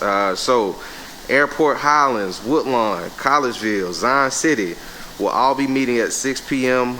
by conference call, and then Roebuck, and Inglenook will be meeting, having their neighborhood association meetings as well. Roebuck will be meeting at the East Precinct Community Room at the Don Hawkins Rec Center. And then the Inglenook neighborhood will be meeting at the Inglenook Rec Center. And so for more information on those, make sure that you check out the Birmingham City Council website, scroll to the District 4 page, and you'll be able to see all of those details concerning neighborhood association meetings. Lastly, we have AlDOT wants to hear from you. The Alabama Department of Transportation wants your feedback on the closing of exit 130B on I-20 located in the Woodlawn area. There are two options available regarding closing this exit ramp, and they are seeking feedback from the community regarding this project. Please visit www.al.involve.com to view the project presentation and find out how to submit your comments. The last day to submit comments is Friday, September 16, 2022. And last thing, I was riding in the car this morning and heard on the radio that the airport has had increased travel. Said that they had over 245,000 different people to come through the airport, and so just wanted to give them shouts out for the work that they're doing and just the amount of people that are coming to see our city and to really be engaged here. So that concludes my report. Thank you, Mr. Moore. Ms. Clark? I ain't leaving. Thank you, Madam President. Before I announce the neighborhood meetings coming up this week, I want to remind everyone that today is the last day to qualify to run for elected leadership in your neighborhood. So want to encourage everyone to be tuned in for that process. And if you want to run for office, run your form down to Community Resources before 5 o'clock today. And, be tuned in for October when those elections take place. Neighborhood meetings tonight in District 8 are Fairview neighborhood meeting today at 5:30 via conference call. And you can call my office at 254-2304 to get the dial-in information. Also, the Thomas neighborhood is going to meet tonight at 6:30 p.m. at Mount Hebron Church. They meet in person, so remember to mask up. We still have a pandemic going on. And the Mount Hebron Church, there's two of them, so make sure you, if you're Googling, you pick the Thomas one. Don't forget about Parks After Dark. That's something that's been going on as part of the city's Safe Haven initiative. It's moving around to different parks. The next couple of weeks, we're in District 8 and District 9. I keep forgetting Inslee Park's no longer in District 8, but anyway, it's close to my people. So we'll be at Inslee Park in District 9 this Thursday, starting at 6 p.m. And then the following week on September 15th, we're going to be at Central Park, also at 6 p.m. So make sure you come out and enjoy these movie nights. There are other activities for the whole family, including homework help. Also note that our Be Litter Free campaign in District 8 continues. We're going to gather at Fairview Park, and that's 2501 28th Street, Inslee, and you got to put Inslee in the GPS or you'll end up in North Birmingham. 2501 28th Street, Inslee, Fairview Park. We're going to gather at 9:30 a.m. for 10 o'clock start. That's Saturday, September 17th. And as always, we'll be joined by our partners, Keep Birmingham Beautiful, Black Warrior River Keepers, United Way Hands on Birmingham, and we welcome all volunteers to come out and help. And, on a more sober note, I know everyone did not have a safe and happy Labor Day weekend in Birmingham. And, it kind of leaves you speechless. You don't really know what to say about it.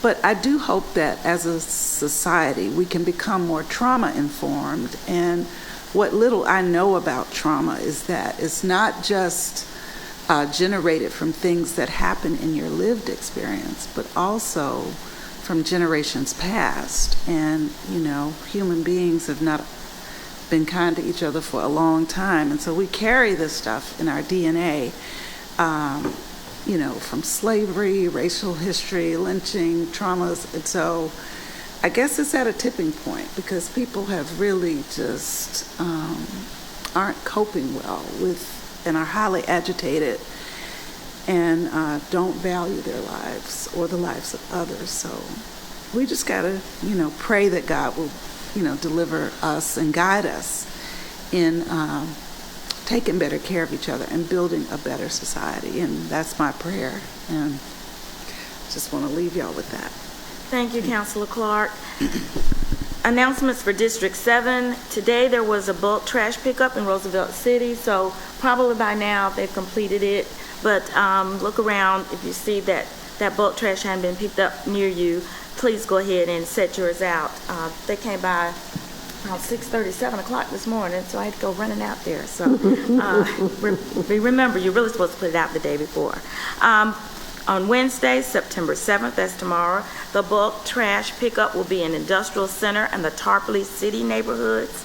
On Thursday, September 8th, the Roosevelt City Neighborhood Association will meet via conference call at 11 a.m. Hillman Park Neighborhood Association will meet via conference call at 6 p.m. And there'll be a bulk trash pickup for the Germania Park. I believe that's the Germania Park South. On Friday, the Winona High School Dragons, they're 1-1. They will play its home opener at the Bell Culpeper Stadium. That's at 7 p.m. They'll be playing the Carver Rams. So we look forward to that one. Saturday, bulk trash will pick up on Saturday in Jones Valley, Hillman Park, and West Brownsville. So again, if you've got some bulk trash, adhere to those dates and get that out there so we can make the district look better. On Monday, September 12th, the Grisilla Heights neighborhood will meet at the Mirador Center at 3 p.m. Powderly neighborhood will meet via Zoom at 4 p.m. and the Oxmoor Valley Neighborhood Association will meet at the Oxmoor Valley Community Center at 6 p.m. And also on Monday the 12th, there will be a bulk trash pickup for the Oxmoor Valley neighborhood. If you miss any of this information as far as bulk trash, please call 311. That's 205-254-6314, or you can call the D7 hotline at 205-304-1797. That hotline is available 24 hours. Someone is monitoring that, and if you have an issue, please use that hotline and we can help to escalate your issue and get it to the right people. I want to remind you again of the Federal Affordability Connectivity Program, or ACP, and hopefully families are taking advantage of the discount they can get on their internet or service. And Councilor Tate. Madam President, thank you. I just got one more thing to say. The East Thomas neighborhood president, Thomasina Jackson, lost her husband, so if anybody knows her, give her a call and just express your sympathy and keep the Jackson family in your prayers. Thank you. Appreciate that. Yes, ma'am. All right, Mr. Clerk, at this time we'll have entertain the speakers list. If you'll call the first speaker. I do want to just remind you, you have 3 minutes. When you come forward, if you'll please state your name and your address and the item number or the topic that you're speaking to. First person is Lisa Rip.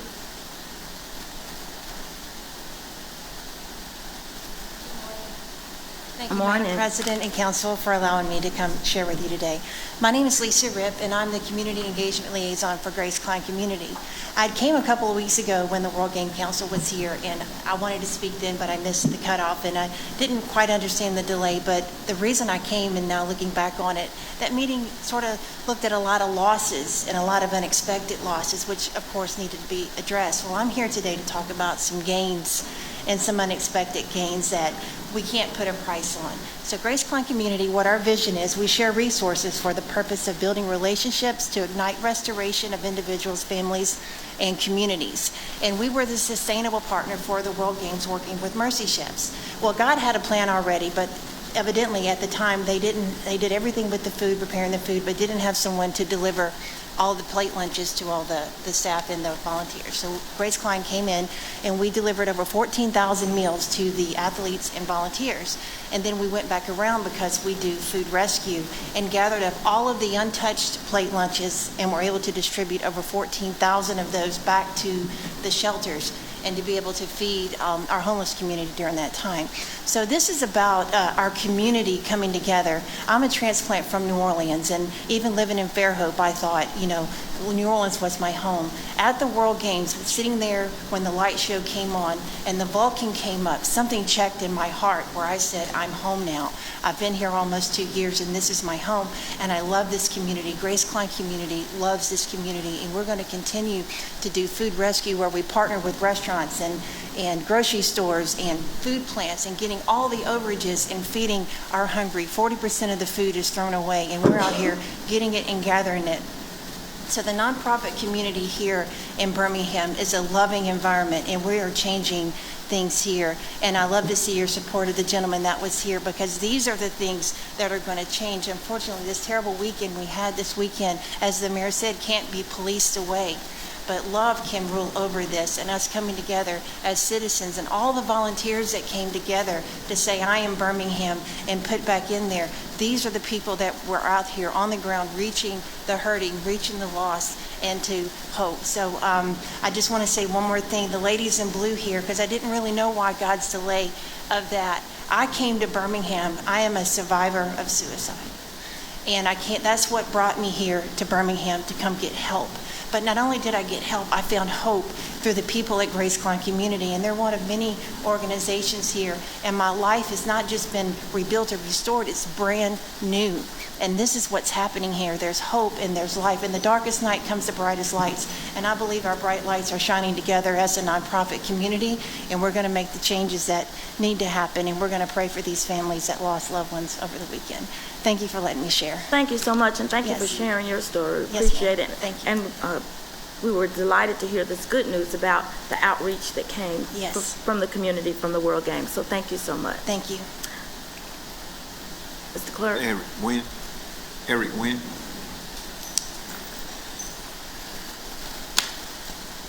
Morning. Morning. Madam President, my name is Eric Wynn. Like I said, I'm the founder of a nonprofit organization called WAR. The reason I'm here today is the reason I'm always here. The reason why I come as much as possible when work allows it, to offer, give information to the solution to how we change the culture in our communities. There's a reason why Birmingham is violent, and it's not because of legislation. If we look at legislation making guns more accessible, then the whole county should be violent.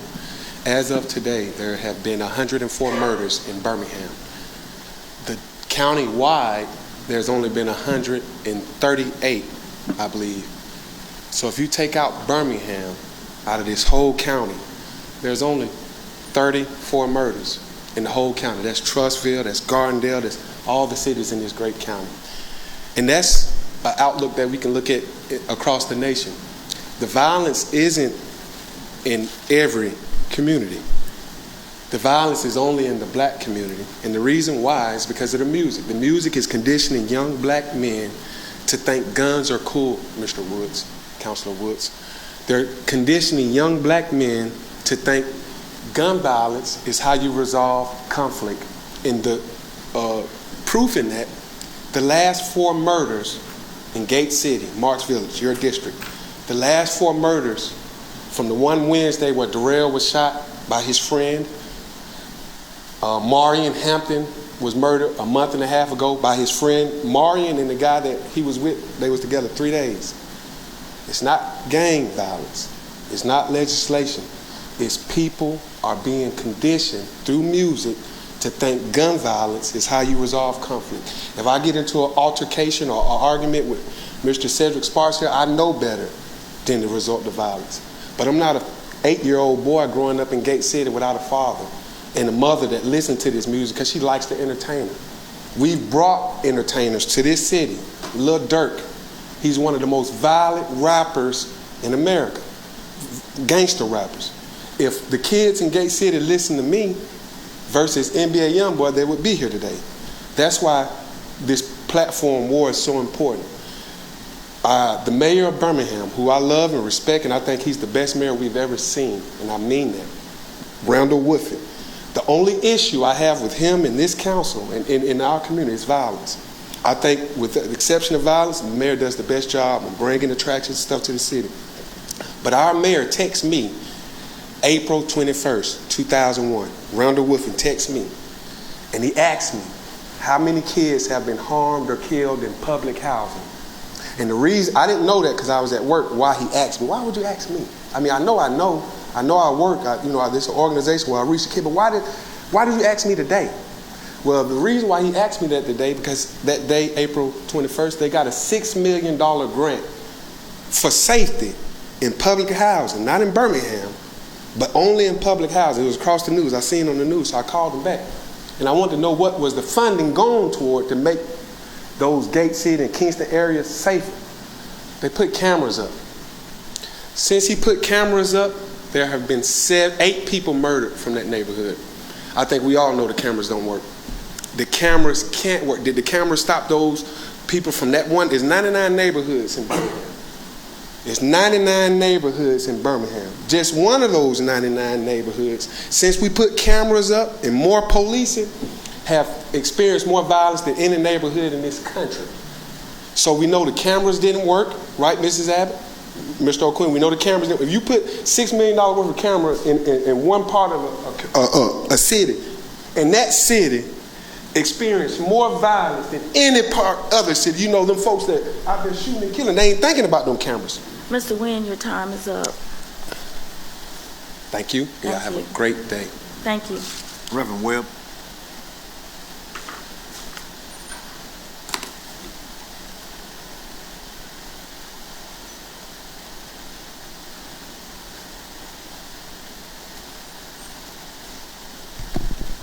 Good morning. Good morning. Is it still morning?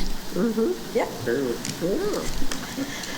To the mayor in his absence, to Chief Sparks, to this council body, my counselor, I come before you even this morning with a heavy heart.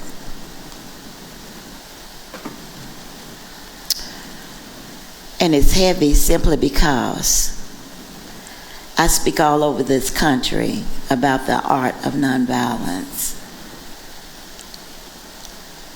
which was taught to me by Dr. Bevels and Reverend Dr. Martin Luther King Jr. and others, and we are not even asked, well, I'm not, I don't know about others, about, and I've got pictures from all over this country about how can we work on this collectively. Simply because women are women, we have resolves for these situations. But let me say this about the 2 young men that was murdered on Saturday. I was over in Hoover with a girlfriend of mine, and I received the call that it had been 2 young men murdered on Saturday. And my girlfriend came like a bat out of Hades on fire to get me back over to Inglenook. And to see that, it was at a place that we had, counselor, that I've turned in, and my vice president and the neighbors have turned in on many occasions. Inglenook Street is like a drugstore. You know what I mean? And there's a diversity attending the drugstore. Inglenook, as I've stated to others before, we're plagued with it. When this occurred on Saturday, the only elected official that came, and he was just recently elected, was Coach Fred Plump. What can we do to help you? Birmingham, we're in trouble, and it's not a gang problem. Because out there Saturday, talking to a lot of young men, strapped. We've got to get that rescinded. They're out there strapped. And I said that we don't need any more problems, baby. But they talked to me. They said, Pastor Webb, but look at what has happened. But they talked even that day, and they listened. We're going to have to utilize every individual that can get things done without violence to join in and work and get it done. On September the 29th, and I wasn't thinking about, I don't know if all of you are going to DC or not, but on September the 29th, we will be having a prayer brunch. All of you are invited. A prayer brunch. It will begin from 11 to 2. And what we're going to do is bring people together with much prayer. Much prayer, much power. Little prayer, little power. No prayer, no power. And we're going to continue to bombard this city and bombard heaven with a lot of prayer. Now, to those of you on the 29th that will not be going to D.C., I hope you'll be with us. Let us know, because the flyer, my staff, my group will be getting the flyer together before the end of this week. I'm sure all of you have my number. If not, I can give it out to you right now. If you like to, and when you give us the number, which include the location, where's the prayer brunch? I didn't get the location. Okay, it's going to be at the center. Okay. At Inglenook Center. Thanks. My number is area code 205-540-8526. That's 205-540-8526. But if you would, if you can attend, I need pictures, just a little picture of you, those of you that would be able to attend. Again, to you, we've got a problem. And on Inglenook Street, these two houses where this occurred at, Counselor, we've been trying to get, and people living there, they live there, but we've been trying to, we have had, check the police record for East. We have had the police turning there, I know for several months now. We need help.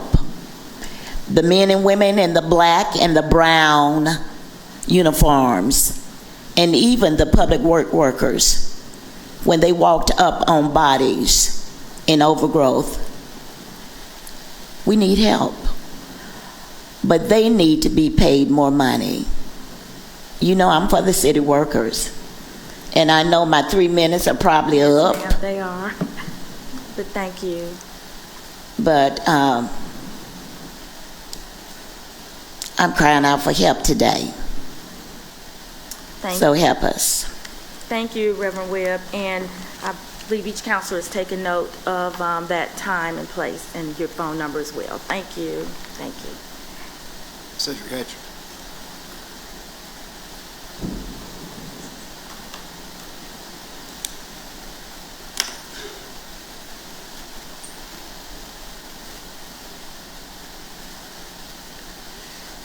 Good morning to the mayor's office and to the council as well. Normally I would be talking about violence because I deal with that on a day-to-day basis, standing out there on those street corners with those signs. But today, God put a little something else in my spirit. I've been hearing an aroma, y'all. I don't know if it's radio talk neighborhood talk or whatever, but I heard a rumor that the public speakers were going to be brought to once a month. That's what I'm kind of hearing out there. And so I want to put a subject on that this morning, if that's true. I want to put a subject on that, from voter suppression to voter depression. To voter depression. Because we work to pull something like that out, especially you 6 African-American councilors that sit before me. If we work to pull that, y'all, that was a young man, went to Morehouse, just like Brother Randall, went to Morehouse in 1944, graduated in 1948, by the name of Dr. Martin Luther King Jr. And I believe he said one time in Memphis, Mason Temple to be exact, 1963, on the mountaintop speech. He said, somewhere I read about freedom of speech, freedom of press, freedom of assembly. He said the greatest thing about America, we got the right to protest for that which is right. And to sit around here and come up with an idea that we don't want to listen to them now but once a month. Now these are the same people that voted y'all in office. You know what I mean? I want to say to Randall, out of all respect, if I was a leader of this city, I would sit in that chair, bro said, until every public speaker get through talking. Some criticism is good, some of it constructive, some of it not. But as a leader, I would look these folks in the face. You can throw punches at me if you want to. That's what you get for being on the front line. I stand on street corners. People come by sometimes throughout these 20-some years and said all kind of stuff to me. I've had guns pointed at me. I'm a kid, you be standing out here when I come back. All that kind, I was standing right there when they came back. Because that's a part of being on the front line. But getting up, leaving when these folks come here to speak. But doing campaign, I'm around everything y'all doing. But if you're coming in here and I feel like you're finna say something negative toward me, I don't want to hear it. I got one question, y'all. Where is Dr. Wilson? While all this killing been going on. Remember he needed $2 million. He gonna stop the killing in our community. Where he been? Hadn't heard that from Dr. Wilson. Did he get his $2 million? Did he get the money from the county? Now let me say something about gang, y'all, and I'm gonna try to get on out of here now. These are not no notorious gangs for real. Bro said growing up in Chicago, I was in a real notorious gang. When I got hit by that train that killed all them folks except for me, I was in a gang at the time. I was in a real gang, and we didn't go around shooting no car with no kids in no car. We wasn't shooting no innocent women. We shot targets. That's why I got these bullet holes in me, because I reap what I sow. You know what I mean? So to go out here and say all this political stuff just to be saying it because it feel good. And my third thing I'm going to say, y'all, and I promise I'm going to get on out of here, I pray I don't see nobody in front of TV camera no more talking about crime is down in Birmingham. If you think crime is down, let me see you show of hands. If you think crime is really down in this city, show me your hands right now.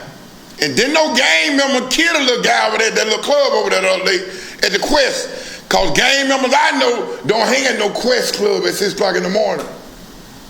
Thank you, Brother Sid. Thank you so much. Thank you all for your time this morning. Thank you. We want to thank our officers on duty today. We really appreciate you. Cedric Pinkert, DeSandria Patton, and Dallas Acar. At this time, we'll have a motion for adjournment. All in favor, let it be known by saying aye. Aye. All opposed. Motion. Meeting adjourned. Thank you all.